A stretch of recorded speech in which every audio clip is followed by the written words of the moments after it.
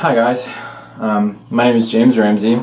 I'm a senior at EKU, and this is my BFA project called the Human Project. I know you guys have been following along, or I hope you've been following along. You'll see I've been posting teasers, clips, graphics about the project. And basically what the project is that I'm investigating labels and what those labels do to someone. So that label could be your sexuality, your religion, your gender, anything like that.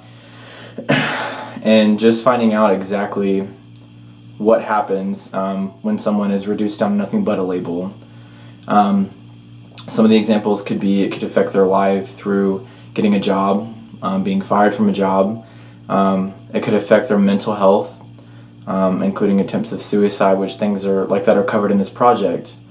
And I hope that after watching all these interviews and watching the entirety of the project, that everyone walks away basically understanding the people who are in this project, getting to understand who they are a little bit more and understand why reducing them down to nothing but a label affects them. But also maybe you can reflect on yourself and maybe think of a label that you identify with and how that affects you. And maybe you can also feel the same way, feel the empathy for us or for anyone part of this project, for anyone in reality, and just reflect on yourself and hopefully walk away and maybe change in a way, and just learn to see someone else's perspective, because that's what this is really about, is just seeing from someone else's perspective aside your own. And also, too, if you really want to share your story and you feel like you've been silenced your entire life, I encourage you to reach out to me, and I encourage you to be a part of the next phase of this project and help me spread the message that we all just want to be treated equal. So, also before I get to my portion of the interview, I want to thank every single person that was a part of this project. Not only are you guys the bravest people I've ever met, you're also some of the kindest people I've ever met. And I can't thank you enough for, again, being brave enough to tell your story and also believing in this project, because without you guys, there would not be a project. I would not be doing this at all if it wasn't for you guys. So again, I thank you guys so much, and I hope that you guys realize that, if you ever feel like someone doesn't care about you, watch this project again and go back through and see what we've done and realize that somebody cares about you. You matter to someone, and I hope the best for you guys. So, one question I asked people, let me rephrase that. I started this project out basically asking people 3 questions. What label, if any, has the world placed upon you, whether it be your sexuality, race, your gender, or whatnot, and how has that affected you? So, for me, I would say that my label would be gay. I've struggled with my sexuality for as long as I can remember. I remember when I was a young kid, I remember growing up, and I had all these weird feelings. I remember not really feeling, I guess, an attraction to girls. And that's probably about when I hit puberty, I felt that way. I really didn't feel like I liked girls. I kind of knew that I liked men right off the bat, but I was beyond terrified to talk about it. Not only was I terrified, but I was confused. I had been brought up being told that that kind of lifestyle was wrong and it's disgusting. And so whenever I would hear that, I would kind of think to myself, wow, I'm wrong and disgusting. And being the kid that I was very perceptible to my surroundings. I was a very sensitive kid. I was bullied really badly in school before I even came out. So that kind of made it difficult for me to come out. But really, it was just kind of the area that I lived in at the time. It has gotten better since this project. I will say that. I will say that my family has turned over a new leaf. I will also say that I have also turned over a new leaf. I feel like this project has not only allowed me to open up to my family about some things that I'm going to discuss in this video, but also just understand where they're coming from and realize that they were going through things that I didn't understand. So some of their reactions were not really due to them hating me. It was more or less due to them dealing with personal things that I didn't know about. Example, my mom, when I came out, that was very difficult to do. I called her over the phone and I told her basically that I was seeing this guy and that I was gay, and she didn't have the best reaction at the time. But later on, actually recently I found out, because we've been talking about this more, I found out that the night that I had told her that I was gay, she had also just found out she had cancer. So she apologized to me for the way that she reacted, and we made up for that. But she also let me know that that's why I guess it was harder for her to take that at the time. She just wasn't really in the right mindset. There were things that were going on that I didn't know about, nor did I understand. So just knowing that, and just also being able to step back from myself for a little bit, and that's what this project calls me to do, is I've been able to step back away from myself, and try to see and understand why someone disapproved of me. And in reality, with my mom, she didn't disapprove of me, she just wasn't ready to hear that yet. And well, granted, I still don't understand that, but I'm learning to understand that, and I'm learning to forgive her for that, and I'm learning to just, because she fully accepts it now. She fully accepts my fiance, and things are so much better with her now. But I'm telling you this portion because I want people to understand that, there are two sides to every story. So whenever you have a conversation with someone, try to have the conversation where you're trying to understand someone, so that way you can make them understand how you feel.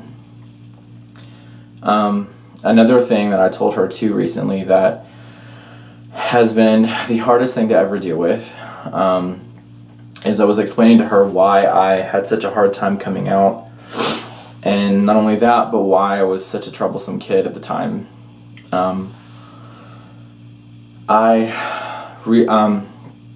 I was about 6 years old, I was molested by a family member, and that went on for a few years.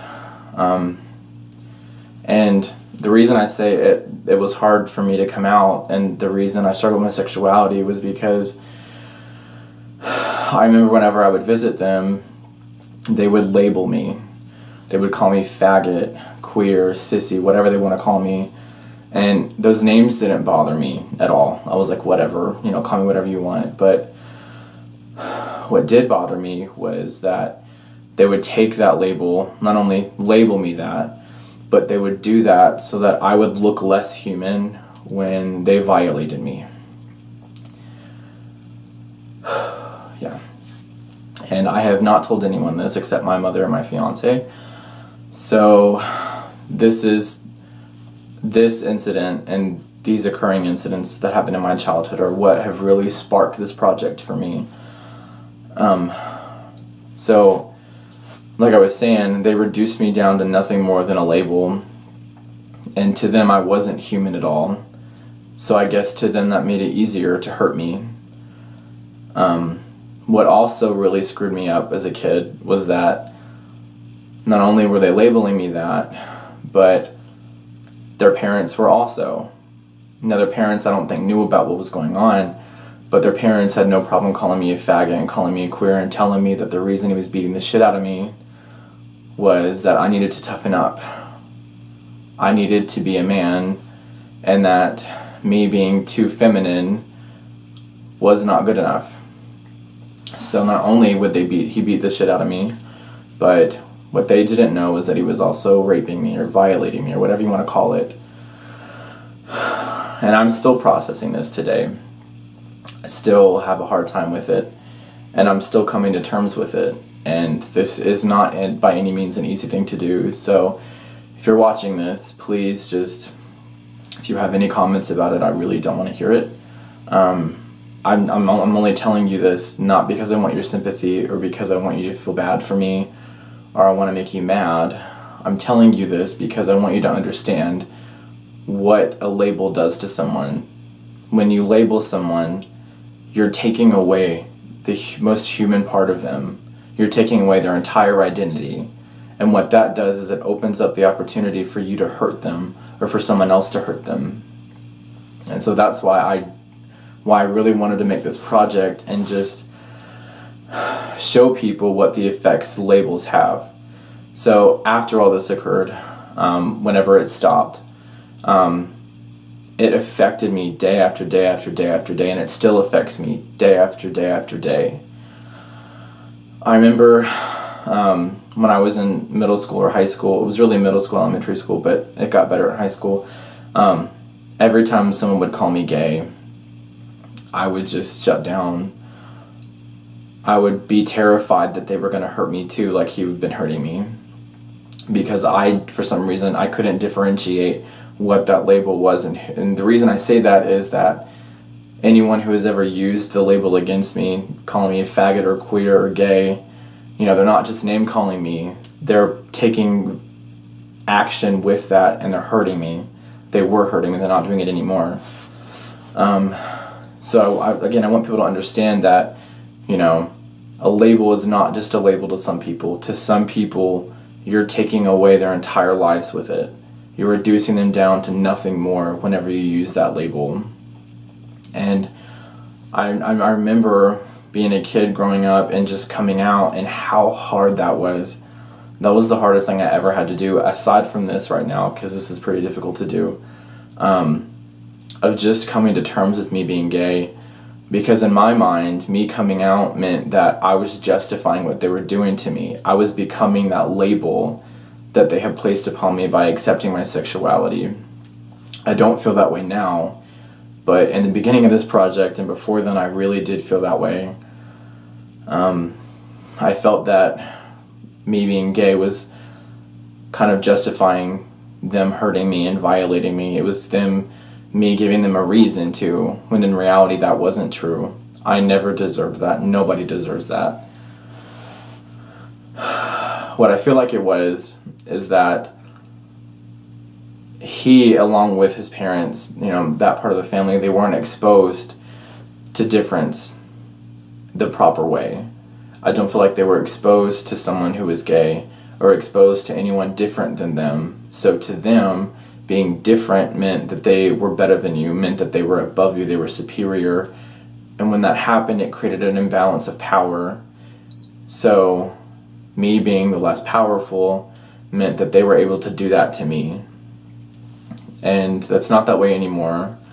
I will say that this project has given me so much empowerment, not only because I'm becoming more comfortable sharing my story when it's appropriate, but also because I've met so many people who have felt the same way, have felt silenced, have felt betrayed, have felt like they didn't matter.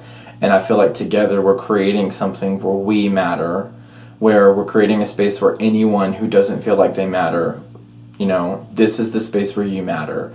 Your stories here matter. Your stories here are what make this matter. Branching off that too, I will say that, when I first got here to Richmond, it was very liberating to finally just be myself, but it was also difficult because I didn't know how to process it. I didn't really feel safe to talk about it because I feel like, sexuality here is just a very taboo thing. Just in this region, really, is a taboo thing, and I never understood why. Forgive me, this is just, anyway, getting back on track, with my sexuality, with that happening to me as a kid, I grew up thinking that that's just, it was all my fault. And then when I got to high school, it got a little bit better in terms of that. I never saw them again. That never happened to me again, and I just kind of forgot about it. But another instance where that label of my sexuality affected me was when a family friend moved in with us. My parents have struggled with finances ever since my dad got sick, and they've worked really, really, really hard to try to give me the best life I can, and I'm so thankful for that. But we had to let a family friend move in so that we could just keep the house that we had gotten. And I remember how he used to torment me so much. Now, and mind you, I'm still dealing with everything from that happened to me as a kid. You know, I'm still dealing with the bullying. I'm still dealing with just trying to be myself and trying to accept that I'm gay and having an internal war. So when he moved in, I remember he used to target me all the time. He used to, every chance he got, he used to place pieces of doubt in my mind, because he didn't like the fact that I was feminine. He didn't like the fact that I listened to feminine music, that I wasn't tough enough, I wasn't man enough. There that went again. Basically that I wasn't straight. He knew that I was gay even though I hadn't came out yet. He could just tell that I was gay. And so to him, again, that created an imbalance of power for him, and which made him, I guess, feel superior to me. So what he would do is that he would again call me faggot and queer, and I again would just shut down, because again, the last person, you know, the person that used that against me took from me things that I can never get back.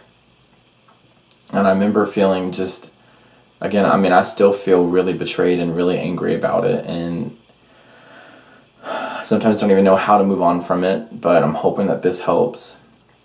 But he used to torment me all the time and call me faggot and queer, and I guess it made him feel better, but it got to the point where he made me feel like my parents didn't love me anymore, and he kept saying, you know, they'll never like, you made me think that because, you know, I was too feminine, that I liked men, that they were never going to love me.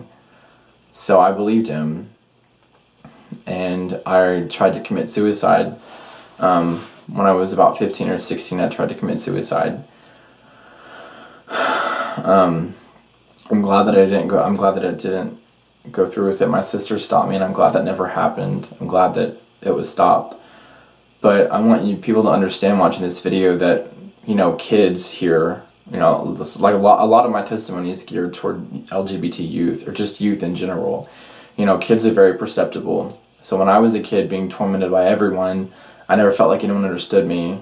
So it got to a point in my life where I felt like that was the only option. I felt like that was the only place I was ever going to find peace. I felt like taking my own life meant that I was going to take away that label that was harming me, that caused them to violate me, that caused them to take my entire childhood away from me. And I thought that. So, you know, I think that, I'm just going to lead into my next question. I think that's the reason for most conflict, is that we just don't understand someone else's story. We don't care to listen. We don't care to know what they're going through. So we can just call them whatever they want. The next question I was going to ask is, what do you think is the biggest reason for most conflict? And what do you believe we can do to help ease that conflict? So again, I think the reason for most conflict is people just don't understand each other, and they label each other. I think that when you label someone, you create this distance between you, and it's hard to connect with someone when you don't get to know them, when you don't know their name, when you don't know who they are. You just know them as the gay kid, the fat kid, you know, the weird kid, or whatever, the terrorist. I even had that covered in this series of projects with someone of my friends was labeled a terrorist because of their religion. But when you take someone and you label them that, and you put a label on them and take all their identity away, you're taking away the fact that they're human. And I feel like that's what causes most conflict, is that we just need to understand that we are human. I'm human, you're human. And, you know, I struggle like you struggle.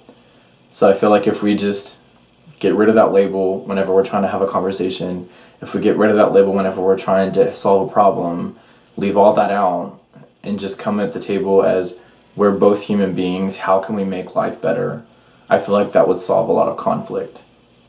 I also feel that the reason there's so much negative treatment toward anybody in a marginalized group is, I feel like, again, like I was saying, I don't feel like they're introduced to that group in a proper way. I feel like they're introduced to that group in a negative news story, or somebody spreading a bad rumor, or anything.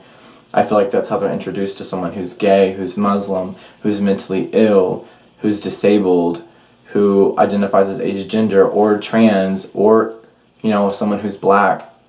Because I've had all those people covered I've had all those groups covered in this project, because these are some of the marginalized groups that I've ran into at EKU, and I've listen to their stories, and it's kind of the same, is that, these people who judge us, or people who do judge us and judge other groups or judge anyone, I feel like just grow up in this vicious cycle where they're not introduced to something different. And so they would keep repeating the same cycle. They make their kids repeat the same cycle. And I think that's what happened when I was a kid. My other family member that did that to me didn't have the best childhood. So I feel like if his parents had been better parents, I feel like if they had raised him to love someone and to not hate so many people because they're different, that would have never happened to me. It would have never he would have never done that. That would have never happened, and his life would be on a different path today. He wouldn't be in prison and wouldn't be having the kind of life that he has now. So again, I think it's our responsibility that when we approach difference, that we kind of just forget everything that we're taught and come at it at a different perspective. Come at it as, I want to understand you. I want to understand who you are, not who I've been told that you are. And I feel like that would help ease a lot of the conflict that we have right now. So another question that I asked them is, what do you think it means to be human? This question has kind of been a hard one for everyone. It's kind of been a hard one for me too, and I'm kind of understanding it more as I go along. But I've had some people say that they think being human is all biological, that they think it's about the journey, or that they think it's about loving someone, or that it's just being understanding and being empathetic. And I agree, all of those are part of what makes you human and part of what it means to be human. But for me personally, I would say what I think it means to be human, or what makes you human, I would say it's overcoming struggle and never giving up. And the reason I say that is because, as I said earlier in the interview, life has not really been easy for me. So I have never given up. I was raised to never give up, no matter what. And it's been a very difficult journey getting here to where I am now. It's been a lot of me looking back into myself and just learning how to love myself, because I never did. I never loved myself until now. It's not really been the easiest journey of my life. This project is definitely not easy. Me sitting in front of the camera talking to you is definitely not very easy. It's very difficult. But yeah, overcoming struggle, I think, is what makes you human, because if I hadn't overcame that struggle, if I hadn't, just kept moving, even though that happened to me as a kid, if I hadn't moved past, that suicide attempt, if I hadn't left that in the past, or if I hadn't moved on to a different job after I got fired from my sexuality, if I hadn't moved past all of that, moved past the bullying, the labels, all of that, if I hadn't moved past that and I hadn't overcame that, I wouldn't be here right now. This project wouldn't exist if I hadn't done that. So being human to me means no matter what life throws you, no matter what someone calls you, no matter what someone does to you, no matter how much someone hurts you, overcome that, because you can thrive, you can be happy, you can be safe, and those people aren't going to be around forever. And that leads into my next question too. I asked them, actually 2 more questions. I asked them, people in this project, what they, if they've ever had any experience being from Appalachia, and if they've ever had any negative effects being from Appalachia. Because another thing for this project is that, my family originates from Appalachia. I wasn't really personally from Appalachia. I don't think you consider that Appalachia. I was from Pendleton County, and then I moved to Grant County, but I don't really think that people consider that Appalachia. But my family is from Appalachia, and I'm Appalachian. So what I wanted to do for this project as another portion is that I not only wanted to introduce difference to Appalachia, or at least try. I don't know what difference this project will make, or I hope to make something, but my initial goal for this project is that I wanted to introduce difference to people who hadn't been introduced to difference in the right way. I wanted them to see that, the people that they identify as a terrorist, as a queer, as a faggot, as a lesbian, as, I don't want to say any racial slurs, but as those racial slurs, or whatever, when they identify them as that they're taking and marginalizing a human being. They're taking and targeting a human being that's just like them because they're taught to.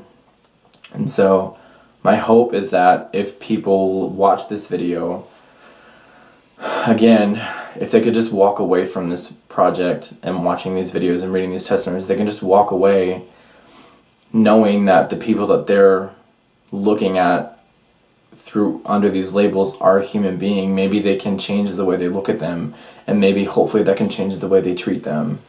Maybe if enough change happens, people won't lose their jobs because of their sexuality. People won't be hurt because they're different. People won't feel unsafe because they're different. They won't lose their lives because they're different. Now, I know that that's kind of dreaming a dreamer's dream, but hopefully that might happen. At least somebody will watch this and maybe think twice about the next time they encounter someone. And that also leads into my other part, is that I feel like people who come here aren't introduced to Appalachia in the right way.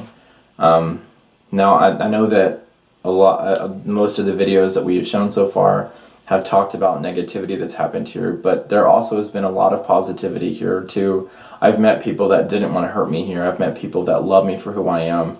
Met people that have supported me. They're just kind of in the same situation. They don't feel safe a lot because they're supporters. They don't feel safe being allies, or at least that's what I feel like it is. But I've met people that are good people here, and I want to highlight that as well. So I'm hoping that if I can introduce, or at least attempt to introduce, difference here in a positive way, but also show the world that Appalachia isn't like what you see in the media. It's not always negative, it's not always bad. Maybe it can make it more livable here. Maybe people can change the way they view, so the environment here changes. So maybe more people will live here, so poverty raises, so troubles that we live in aren't so common anymore, so we're not always so poor. Because people here grow up really poor. At least I did, and I know that I have a lot of family that grew up really poor.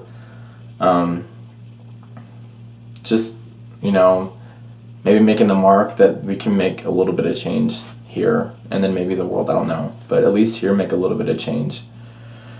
So yeah, that's another question I asked them, was just what they've been labeled in Appalachia, and a lot of it was that they're also being labeled for being hillbillies, for being dumb or whatever, because of the stigma that comes from Appalachia. So, if this project is at all a success, or at least does anything, I would like to do that other part of the project where I go out in these communities and I find people that are not what the media shows. I find the people that are good here, the people that are supporters here, the people that are just phenomenal people here, and let them share their story and their struggles, and then just kind of unite people together in one kind of common place where we can all have a conversation that starts change, but you have to have that conversation first. Because like I said earlier, I never thought me and my mom would really see eye to eye about my sexuality. I thought it was always going to be, I was hating her, she was hating me. But once we had that conversation, once I opened up to her about things that happened, once I told her I was molested, and I told her about my experiences coming out, she understood why it was so hard for me and why, she was in the wrong and why she should have been there. But I also understood how I was in the wrong too, because I shunned her. I was mean to her. I didn't want to accept her either. I kind of wanted to shut her out. And I shouldn't have done that, because she was going through things that I didn't understand. And like I said, our relationship now is so much better. I love my mom more than anything, and our relationship is phenomenal. But that's only because we had a conversation like I'm wanting everyone to have, like I'm having with you right now. So yeah, I hope that happens eventually. And the last question that I asked everyone a part of this project is, if you could say anything to anyone watching this video who might identify as what you're talking about, or with what you're talking about, what would you say to them? I would say that if you're watching this and you don't feel like you're valid because of your sexuality, or for any reason for that matter, If you don't feel like you matter, you don't feel like you're valid, and you feel like you're worthless, you're not. You are not worthless. You are valid and you do matter.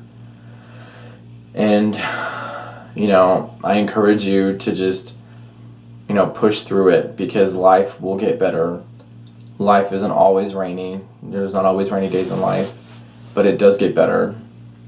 And if you don't believe me, just look where I am now. I never thought I would be here. I never thought I would be right in front of this camera with this project about to graduate in a couple of months. Never thought I'd be here. I am here because I didn't give up. So if you feel like you're going to give up, don't. Keep it up. Life gets better. I want you to also know that someone, me, cares about you, and more people also care about you, and you are loved. And just don't give up. So that is the Human Project. I hope you guys watch the video, and I hope you guys start conversations in your own homes or with your own friends or family, and I hope you just start talking about things that need to be talked about. I also want to thank everyone who has shared my videos so far, who has liked the project, who has followed the project. You, along with the people involved in this project, made this project possible, and I cannot thank you guys enough, because it really means a lot that you're wanting to share this story and you're wanting to share our stories. And again, I encourage anyone, if you feel like you have a story to be told, I would love to share your story, and I would love for you to be a part of this project, because I really want to expand this after graduation. Also on that note, if you haven't followed the project yet, or you're kind of just getting along on the project, the project is on Facebook. I'm going to continue posting about it. It's the Human Project. And then I also have Instagram and Twitter. Both of those are at Human Project 18. I would love for you guys to like those, follow those, share those, retweet, all that stuff. Because again, without you guys sharing this stuff, this project, this message is not going to get out there. So again, thank you for everyone being a part of this. Thank you for everyone who is loving and supporting this, because you guys are amazing. And it's the Human Project.